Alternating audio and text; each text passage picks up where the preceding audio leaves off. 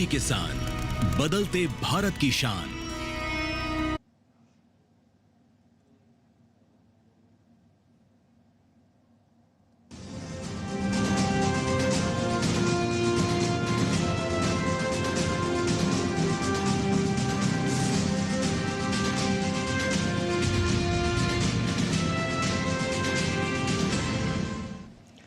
नमस्कार, किसान समाचार में आप सभी दर्शकों का स्वागत है। मैं हूं साइमा खान। सबसे पहले नजर हेडलाइंस पर। बिहार के दौरे पर प्रधानमंत्री नरेंद्र मोदी गया जी में लगभग 12,000 करोड़ रुपए की विकास परियोजनाओं का किया शिलान्यास और उद्घाटन। प्रधानमंत्री आवास योजना के तहत मगध क्षेत्र में 16,000 से अधिक लोगों को प्रदान किए घर। सुपारी के विकास पर केंद्रीय कृषि मंत्री शिवराज सिंह की अध्यक्षता में उच्च स्तरीय बैठक। सुपारी के कैंसर जन्य न होने के विषय पर जल्द शोध रिपोर्ट देने का निर्देश। कृषि मंत्री का किसानों तथा सुपारी उद्योग के हित पूरी तरह सुरक्षित बनाने का आश्वासन। केंद्रीय कपड़ा मंत्री गिरिराज सिंह ने हथकरघा और हस्तशिल्प के निर्यात को नई ऊंचाइयों तक ले जाने की जरूरत पर दिया बल। विकसित शिल्प परिसर कुंज का किया उद्घाटन। देश में हथकरघा और हस्तशिल्प क्षेत्र से जुड़े हुए हैं करीब 1 करोड़ लोग। सभी सरकारी योजनाओं के तहत फोर्टिफाइड चावल की सार्वभौमिक आपूर्ति दिसंबर 2028 तक रहेगी जारी। स्वास्थ्य एवं पोषण के दृष्टिकोण से महत्वपूर्ण है फोर्टिफाइड चावल। चावल के फोर्टिफिकेशन के लिए पायलट कार्यक्रम 2019 में किया गया था शुरुआत। और अब समाचार विस्तार से। प्रधानमंत्री नरेंद्र मोदी ने गया जी में लगभग 12,000 करोड़ रुपए से ज्यादा की कई विकास परियोजनाओं का शिलान्यास और उद्घाटन किया। परियोजनाएं बिजली, सड़क, स्वास्थ्य, शहरी विकास और जल आपूर्ति जैसे क्षेत्रों से जुड़ी हैं और इसमें प्रमुख रूप से राष्ट्रीय राजमार्ग 31 पर 8.15 किलोमीटर लंबी ओंटा सिमरिया पुल परियोजना का उद्घाटन और बिहार में बिजली क्षेत्र के इंफ्रास्ट्रक्चर को मजबूत करते हुए प्रधानमंत्री ने लगभग 6,880 करोड़ रुपए की लागत से बक्सर थर्मल पावर प्लांट का उद्घाटन किया।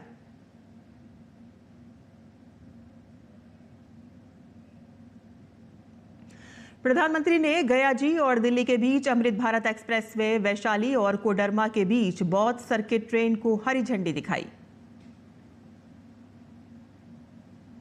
कार्यक्रम के दौरान प्रधानमंत्री आवास योजना के तहत मगध क्षेत्र में 16,000 से अधिक लोगों को घर प्रदान किए गए, जिसमें पीएम आवास ग्रामीण के अंतर्गत 12,000 लाभार्थियों और प्रधानमंत्री आवास योजना शहरी के अंतर्गत 4,260 लाभार्थियों का गृह प्रवेश कराया गया।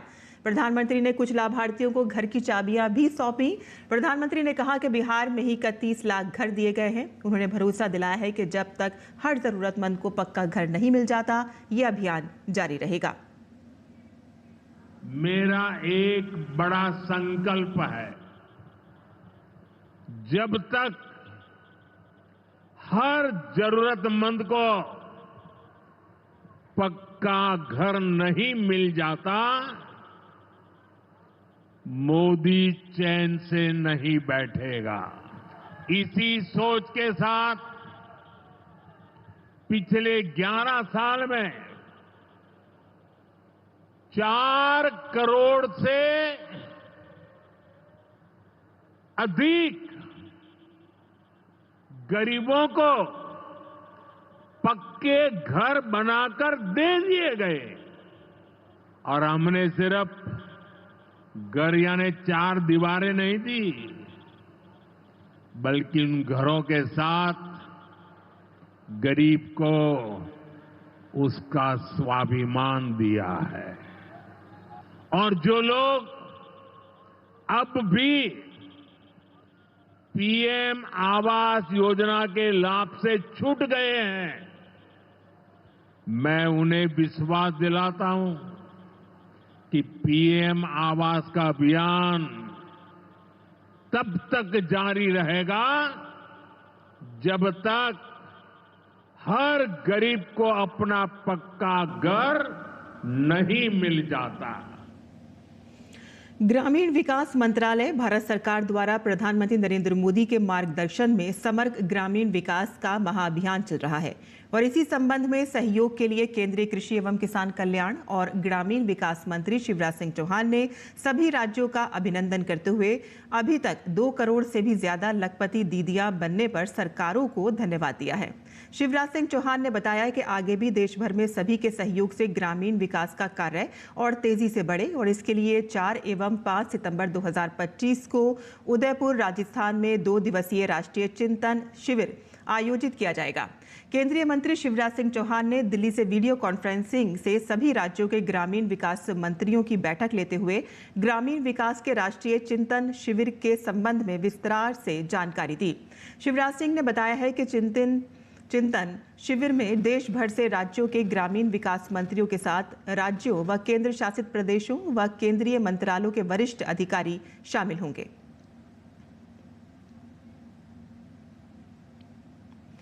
खाद्य प्रसंस्करण उद्योग राज्य मंत्री रवनीत सिंह ने लोकसभा में एक लिखित उत्तर में जानकारी दी है कि केंद्रीय मंत्रिमंडल ने दिसंबर 2028 तक सभी सरकारी योजनाओं के तहत फोर्टिफाइड चावल की सार्वभौमिक आपूर्ति सरकार की 17,082 करोड़ रुपए की सहायता से जारी रखने को मंजूरी दी। खाद्य एवं सार्वजनिक वितरण विभाग के अनुसार स्वास्थ्य एवं परिवार कल्याण मंत्रालय ने 2018 में एनीमिया मुक्त भारत पहल शुरू की थी, जिसका उद्देश्य फोर्टिफाइड खाद्य पदार्थों पर जोर देना था। चावल के फोर्टिफिकेशन के लिए एक पायलट कार्यक्रम 2019 में आरंभ किया गया। सरकार ने 2022 में इस पहल के विस्तार को मंजूरी दी और मार्च 2024 तक खाद्य सुरक्षा कार्यक्रमों के तहत सभी कस्टम मिल्ड चावल के वितरण को फोर्टिफाइड चावल से बदल दिया गया। प्रधानमंत्री पोषण योजना के तहत सभी राज्यों केंद्र शासित प्रदेशों में स्कूली बच्चों में सूक्ष्म पोषक तत्वों की कमी को दूर करने के लिए भोजन तैयार करने में फोर्टिफाइड चावल का उपयोग किया जाता है। फोर्टिफाइड खाद्य तेल विटामिन ए और डी की कमी दूर करने में मदद करता है। डबल फोर्टिफाइड नमक आयरन की कमी से होने वाले अनीमिया और घेंगा रोग से निपटने में सहायक है। केंद्रीय कपड़ा मंत्री गिरिराज सिंह ने हथकरघा और हस्तशिल्प के निर्यात को नई ऊंचाइयों तक ले जाने की जरूरत पर बल देते हुए मंत्रालय की तरफ से विकसित शिल्प परिसर कुंज का उद्घाटन किया। देश में करीब 1 करोड़ लोग हथकरघा और हस्तशिल्प क्षेत्र से जुड़े हुए हैं। कुंज सिर्फ व्यापार का केंद्र नहीं है, बल्कि ये भारतीय हस्तशिल्प और हथकरघा की विविध विरासत का जश्न मनाने और उसे बढ़ावा देने के लिए एक समर्पित स्थल है। देखिए हमारी ये विशेष रिपोर्ट। केंद्रीय कपड़ा मंत्री गिरिराज सिंह ने बृहस्पतिवार को हथकरघा और हस्तशिल्प के निर्यात को नई ऊंचाइयों तक ले जाने की जरूरत पर बल देते हुए मंत्रालय की तरफ से विकसित शिल्प परिसर द कुंज का उद्घाटन किया। इस मौके पर केंद्रीय मंत्री ने कहा कि देश में करीब 1 करोड़ लोग हथकरघा और हस्तशिल्प क्षेत्र से जुड़े हुए हैं। कुंज सिर्फ व्यापार का केंद्र नहीं है, बल्कि यह भारतीय हस्तशिल्प और हथकरघा की विविध विरासत का जश्न मनाने और उसे बढ़ावा देने के लिए एक समर्पित स्थल है। इस अवसर पर 3 महीने के क्यूरेटेड रिटेल कम प्रदर्शनी कार्यक्रम की भी शुरुआत हुई। गांव से ग्लोबल ले जाने का ये प्लेटफॉर्म कुंज को बनाया है। मेरा मानना है कि देश में लगभग 1 करोड़ लोग हैंडलूम और हैंडीक्राफ्ट से जुटे हैं और ये 1 करोड़ लोग देश के गांव के कस्बे से लेके शहर तक है और मेरा मानना है कि ये कुंज भवन देश का सबसे पहला जिससे गांव से ग्लोबल तक ले जाने का काम करे। देश भर के क्षेत्रीय समुदाय से आई यह हस्तकार अपने हाथों के ताने बाने से अपनी सदियों पुरानी कहानी बयान कर रहे हैं। इनकी सांस्कृतिक अभिव्यक्ति ही इनकी पहचान है। जैसे मैं 6th जनरेशन उस काम में, तो पहले जो आइवरी में करते थे, लेकिन 88 के बाद जब गवर्नमेंट ने आइवरी बैन करा तो हमने मेरे फादर ने इसका सब्स्टिट्यूट निकाला, ये बोन कैमल बोन हिल है। तो उसको एक जैसे इस शेप में आती है कटिंग, तो एक चीज़ ला के हम छोटे छोटे पीसेस में उनको काटते हैं। ठीक है, उसके बाद जो लकड़ी का हम एक पीस लेते हैं, जैसे चेयर हो गया, टेबल हो गई, कोई अलमीरा हो गई, कोई डोर हो गया, तो उस पर पहले स्केच करते हैं पेन से, है ना। उसको स्केच करने के बाद फिर हम लोग उसको ड्राइंग करते हैं, मतलब बनाते हैं उसको कैसे फूल पत्ती करनी है माइंड में रख के। फिर उसके बाद ये बोन एक एक खोद कर उसको फिल किया जाता है, उसको डिज़ाइन दिया जाता है, आकार दिया जाता है। कुंज की परिकल्पना भारतीय हस्तशिल्प और हथकरघा की विविध धरोहर को प्रदर्शित करने और बढ़ावा देने के लिए एक सांस्कृतिक एवं खुदरा गंतव्य के रूप में की गई है। तन्वी तनेजा की रिपोर्ट, टीजी न्यूज। कृषि एवं किसान कल्याण मंत्री शिवराज सिंह चौहान की अध्यक्षता में नई दिल्ली स्थित कृषि भवन में एक उच्च स्तरीय बैठक आयोजित की गई। बैठक में सुपारी फसल से संबंधित विभिन्न मुद्दों पर अहम चर्चा हुई। सुपारी पर विश्व स्वास्थ्य संगठन WHO की रिपोर्ट को लेकर चर्चा करते हुए केंद्रीय मंत्री ने कहा कि एक रिपोर्ट से कर्नाटक की सुपारी को लेकर कुछ भ्रम की स्थिति उत्पन्न हो गई है। उन्होंने कहा कि सुपारी को लेकर WHO की रिपोर्ट से उत्पन्न भ्रांतियों को दूर करने के लिए ICAR और वैज्ञानिकों की टीम परीक्षण कर रही है और बहुत जल्द ये स्पष्ट होगा कि सुपारी कैंसर जन्य नहीं है। टीम को समयबद्ध रूप से जल्द रिपोर्ट पेश करने के निर्देश दिए गए हैं। शिवराज सिंह चौहान ने कहा कि एरोलिफ जैसी बीमारी जो सुपारी के वृक्षों को नष्ट कर देती है, उसके नियंत्रण के लिए वैज्ञानिकों की टीम काम कर रही है। केंद्रीय कृषि मंत्री ने कहा है कि हम वायरस के कारण सुपारी किसानों को हुए भारी नुकसान की भरपाई और क्षतिपूर्ति के विषय पर भी गंभीरता से विचार कर रहे हैं और साथ ही हमने सुपारी के अवैध आयात, नमी की समस्या तथा छोटी बड़ी सुपारी के दामों में अंतर जैसे अन्य मुद्दों पर भी विस्तार से बातचीत की है। उन्होंने कहा कि हमारा ये संकल्प है कि सभी मुद्दों का समयबद्ध समाधान निकाला जाए और किसानों तथा सुपारी उद्योग के हित पूरी तरह से सुरक्षित रहेंगे। कृषि मंत्री ने कहा कि वह स्वयं वैज्ञानिकों, विशेषज्ञों की टीम के साथ कर्नाटक का दौरा करेंगे और स्थिति का जायजा लेते हुए सुपारी उत्पादन के विकास को लेकर आगे की रूपरेखा तय करेंगे।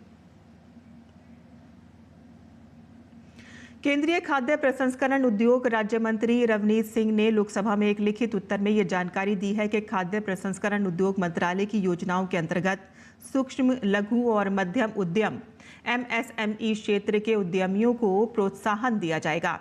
30 जून 2025 तक देश भर में PMFME के अंतर्गत 1.44 लाख सूक्ष्म खाद्य प्रसंस्करण उद्यमों को सहायता हेतु स्वीकृत किया गया है। आपको बता दें कि खाद्य प्रसंस्करण उद्योग के समग्र विकास को प्रोत्साहन देने और इसे सुनिश्चित करने के लिए खाद्य प्रसंस्करण उद्योग मंत्रालय MOFPI अपनी 2 केंद्रीय योजनाओं, प्रधानमंत्री किसान संपदा योजना और खाद्य प्रसंस्करण उद्योग के लिए उत्पादन आधारित प्रोत्साहन योजना के माध्यम से संबंधित बुनियादी ढांचे को प्रोत्साहित कर रहा है। मंत्रालय इन योजनाओं के अंतर्गत पात्र आवेदकों को सब्सिडी प्रोत्साहन प्रदान करता है। PMFME योजना के अंतर्गत व्यक्तिगत सूक्ष्म उद्यमों को पात्र परियोजना लागत का 35% की दर से ऋण लिंक्ड पूंजीगत सब्सिडी प्रदान की जाती है, जिसकी अधिकतम सीमा 10 लाख रुपए प्रति इकाई है और अब तक देश भर में PMFME योजना के अंतर्गत 1,16,666 लाभार्थियों को प्रशिक्षित किया जा चुका है। केंद्रीय पेट्रोलियम और प्राकृतिक गैस मंत्री हरदीप सिंह पुरी ने लोकसभा में एक लिखित उत्तर में कहा है कि सरकार ने पेट्रोलियम उत्पादों के एक स्थायी विकल्प के रूप में जैव ईंधन को बढ़ावा देने में उल्लेखनीय प्रगति की है। जैव ईंधन के उपयोग को बढ़ावा देने का कार्य राष्ट्रीय जैव ईंधन नीति के माध्यम से किया गया है। सरकार कई उद्देश्यों के साथ ही एथेनॉल मिश्रित पेट्रोल कार्यक्रम के अंतर्गत पेट्रोल में एथेनॉल के मिश्रण को बढ़ावा दे रही है। एक हरित ईंधन के रूप में एथेनॉल सरकार के पर्यावरणीय स्थिरता प्रयासों का समर्थन करता है। ये विदेशी मुद्रा की बचत करते हुए कच्चे तेल के आयात पर निर्भरता कम करता है और घरेलू कृषि क्षेत्र को बढ़ावा देता है। EBP कार्यक्रम के परिणाम स्वरूप एथेनॉल आपूर्ति वर्ष 2014-15 से जुलाई 2025 तक किसानों को 1,25,000 करोड़ रुपए से अधिक का शीघ्र भुगतान हुआ है और साथ ही 1,44,000 करोड़ रुपए से अधिक की विदेशी मुद्रा की बचत हुई है और लगभग 736 लाख मीट्रिक टन शुद्ध कार्बन डाइऑक्साइड उत्सर्जन में कमी आई है और 244 लाख मीट्रिक टन से अधिक कच्चे तेल का प्रतिस्थापन हुआ है। ये किसानों को उनके अन्यथा बेकार कृषि अवशेषों के लिए पारिश्रमिक आय में भी प्रदान करता है, ग्रामीण और शहरी रोजगार के अवसर पैदा करता है और बायोमास जलाने में होने वाले पर्यावरण प्रदूषण को दूर करता है। वाणिज्यिक स्तर की उन्नत जैव ईंधन परियोजनाओं के लिए 1,800 करोड़ रुपए और प्रदर्शन स्तर की परियोजनाओं के लिए 150 करोड़ रुपए आवंटित किए गए हैं।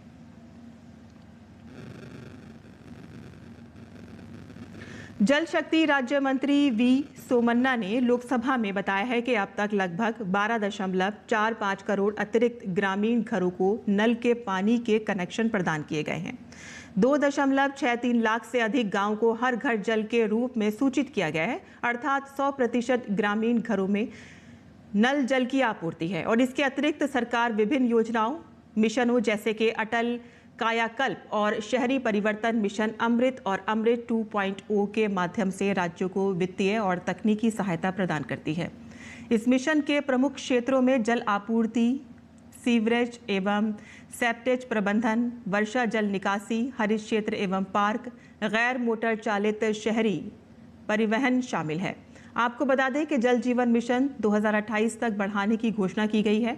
बजट अनुमान 2025-26 के अनुसार 67,000 करोड़ रुपए की राशि आवंटित की गई है। भारत सरकार अगस्त 2019 से ही राज्यों के साथ साझेदारी में पूर्ववर्ती राष्ट्रीय ग्रामीण पेयजल कार्यक्रम NRDWP को सम्मिलित करने के बाद जल जीवन मिशन JJM हर घर जल को क्रियान्वित कर रही है और इसका उद्देश्य 55 लीटर प्रति व्यक्ति प्रतिदिन के सेवा स्तर पर नल जल के कनेक्शन के माध्यम से प्रत्येक ग्रामीण परिवार को पीने योग्य पानी उपलब्ध कराना है। हरियाणा और राजस्थान की सरकारों यमुना का जल भूमिगत पाइपलाइन के माध्यम से राजस्थान ले जाने के संबंध में एक MOU पर हस्ताक्षर किए हैं। इस समझौता ज्ञापन पर यमुना का जल पाइपलाइन के माध्यम से राजस्थान के चूरू, सीकर, झुंझुनू एवं अन्य जिलों में ले जाने की साझा विस्तृत परियोजना रिपोर्ट तैयार के लिए किया गया है। ये रिपोर्ट हरियाणा एवं राजस्थान की सरकारों द्वारा मिलकर बनवाई गई है और ये सूचना केंद्रीय जल शक्ति राज्य मंत्री राजभूषण चौधरी ने कल लोकसभा में लिखित प्रश्न के उत्तर में उपलब्ध कराई। MOU के अनुसार प्रस्तावित परियोजना के प्रथम चरण में भूमिगत पाइपलाइन द्वारा यमुना के पानी को पेयजल तथा अन्य प्रयोग के वास्ते जुलाई से अक्टूबर के बीच अधिकतम 577 MCM मात्रा में चूरू, सीकर एवं झुंझुनू तथा राजस्थान के अन्य जिलों को उपलब्ध करवाया जाएगा। और इस समझौते के अंतर्गत राजस्थान को यमुना जल की आपूर्ति हरियाणा द्वारा पश्चिमी यमुना नहर के जल की समूची जल क्षमता 24,000 क्यूसिक के उपभोग, जिसमें हथनी कुंड में दिल्ली का हिस्सा भी शामिल है, उसके बाद ही की जाएगी। दोनों राज्यों ने इसके लिए कार्यबल गठित कर लिया है। राजस्थान ने विस्तृत परियोजना रिपोर्ट बनाने के लिए कंसल्टेंट यानी कि सलाहकार की नियुक्ति भी कर ली है। और किसान समाचार में आइए अब जान लेते हैं देश भर की मंडियों का भाव।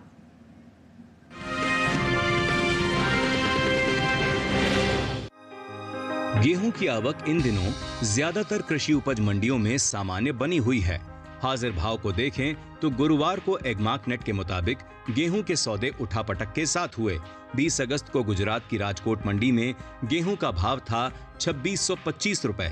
21 अगस्त को इसके सौदे 5 रुपए बढ़कर 2630 रुपए पर हुए, जबकि मध्य प्रदेश की इंदौर मंडी में इस दौरान गेहूं के सौदों में नरमी के साथ कारोबार हुआ। यहां 20 अगस्त को गेहूं 2756 रुपए पर बिका। 21 अगस्त को इसके सौदे 6 रुपए लुढ़क कर 2750 रुपए पर हुए। हालांकि राजस्थान की श्री गंगानगर मंडी में बीते 2 दिनों के दौरान गेहूं के दाम स्थिर रहे। यहां 20 और 21 अगस्त को गेहूं 2600 रुपए पर बिका। साथ ही उत्तर प्रदेश की लखीमपुर मंडी में गेहूं के भाव में कमजोरी दर्ज हुई। यहां 21 अगस्त को इसका भाव 15 रुपए टूटकर 2490 रुपए से 2475 रुपए पर आ गया। कृषि एवं किसान कल्याण मंत्रालय ने साल 2024-25 के लिए प्रमुख कृषि फसलों के तीसरे अग्रिम अनुमान के आंकड़ों को जारी किया है, जिसके मुताबिक साल 2024-25 के दौरान रबी गेहूं की उपज 1,175 लाख 7,000 टन होने का अनुमान है। वहीं अगर इसकी तुलना बीते साल से करें तो साल 2023-24 के दौरान रबी गेहूं की पैदावार 1,132 लाख 92,000 टन थी। घरेलू स्तर पर गेहूं की पैदावार अच्छी होने की वजह से देश में गेहूं की उपलब्धता पर्याप्त मात्रा में है। साल 2024-25 के दौरान गेहूं की MSP 2300 रुपए प्रति क्विंटल थी, जिसे साल 2025-26 के दौरान 150 रुपए प्रति क्विंटल बढ़ाकर 2450 रुपए प्रति क्विंटल कर दिया गया है।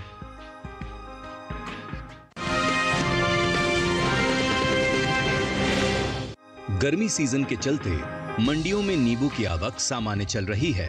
साथ ही बीते 2 दिनों के दौरान देश की ज्यादातर मंडियों में नींबू के भाव मिले जुले रहे। एगमार्कनेट के मुताबिक गुजरात की सूरत मंडी में 20 अगस्त को नींबू का भाव रहा 2500 रुपए, जो 21 अगस्त को 250 रुपए बढ़कर 2750 रुपए पर आ गया। हरियाणा की शाहाबाद मंडी में इस दौरान नींबू का भाव स्थिर रहा। यहाँ 20 और 21 अगस्त को नींबू के सौदे 3000 रुपए पर हुए, जबकि दिल्ली की आजादपुर मंडी में 20 अगस्त को नींबू का दाम रहा 2500 रुपए, जो कि 21 अगस्त को 50 रुपए टूटकर 2450 रुपए पर आ गया। देश की बाकी मंडियों की बात करें तो पंजाब की जलालाबाद मंडी में 21 अगस्त को नींबू का भाव रहा 2000 रुपए। राजस्थान की जयपुर मंडी में नींबू की खरीद 2250 रुपए पर हुई। वहीं उत्तर प्रदेश की हाथरस मंडी में नींबू का कारोबार 3970 रुपए पर हुआ। बात सब्जियों की पैदावार की करें तो राष्ट्रीय बागवानी बोर्ड की ओर से जारी दूसरे अग्रिम अनुमान के मुताबिक साल 2024 में कुल ताजा सब्जियों की पैदावार 204.96 लाख मीट्रिक टन हुई है। वहीं निर्यात पर नजर डालें तो एपीडा की ओर से हाल ही में जारी ताजा आंकड़ों के मुताबिक भारत ने ताजा सब्जियों का तकरीबन 828.26 मिलियन अमेरिकी डॉलर की कीमत का निर्यात किया है।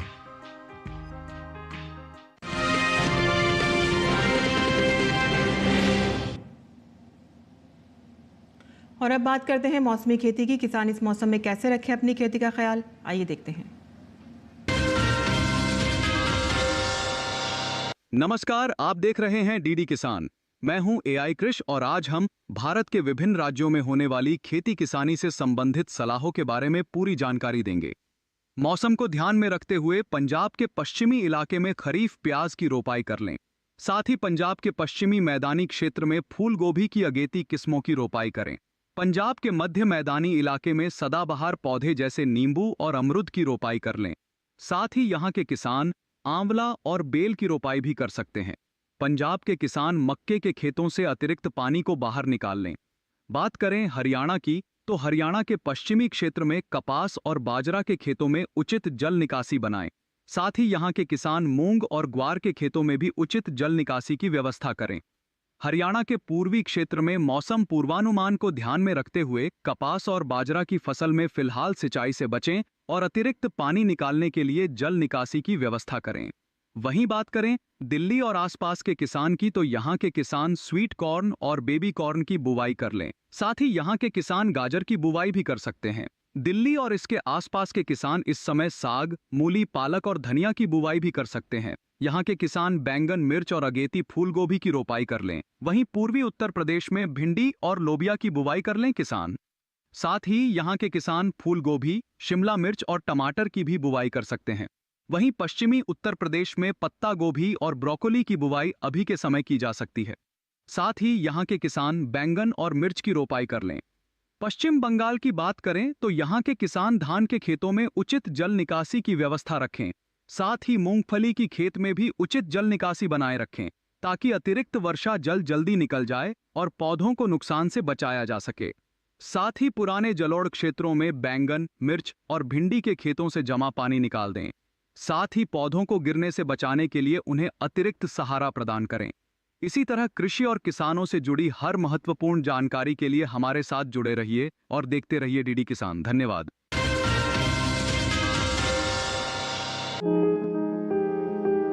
लौकी को गर्मी और बरसात दोनों में बोया जा सकता है। मैदानी भागों में गर्मी की फसल की बुआई की जा सकती है। बुआई से पहले खेत से खरपतवार को पूरी तरह से साफ कर लें और जमीन को समतल कर लें।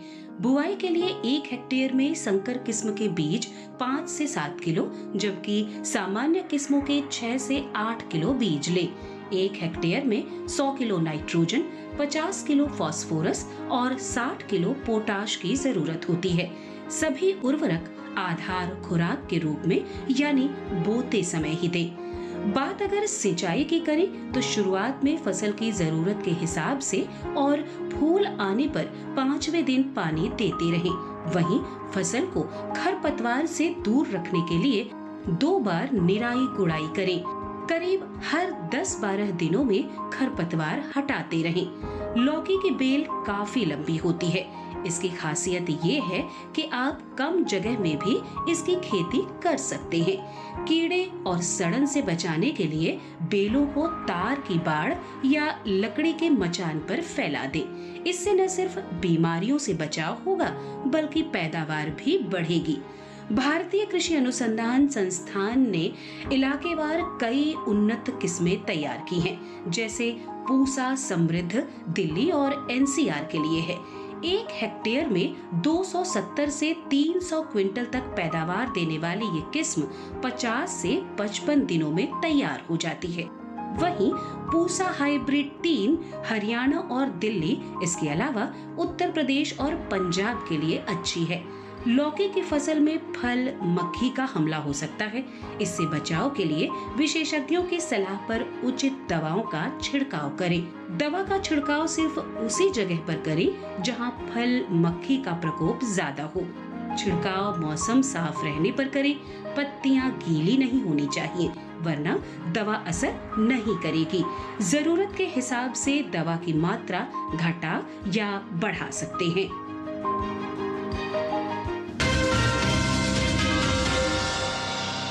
और खेती किसानी के साथ साथ आइए नजर डाल लेते हैं कुछ और महत्वपूर्ण खबरों पर। खास खबर में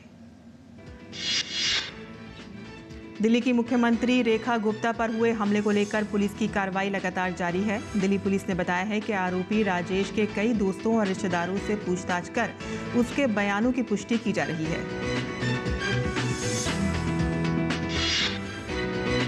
एनआरआई उद्योगपति लॉर्ड स्वराज पॉल का निधन हो गया है। पीएम मोदी ने लॉर्ड स्वराज पॉल के निधन पर पोस्ट साझा कर दुख व्यक्त किया। कर्नाटक में चित्रदुर्ग से कांग्रेस विधायक केसी वीरेंद्र के आवास पर ईडी ने छापेमारी की।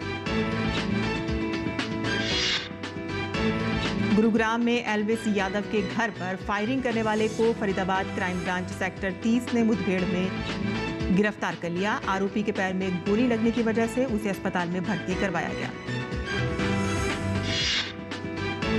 पटना में 2 नाबालिग बच्चों की मौत के खिलाफ स्थानीय लोगों ने विरोध प्रदर्शन किया। 15 अगस्त को लापता हुए 2 बच्चों के शव एक वाहन में मिले हैं।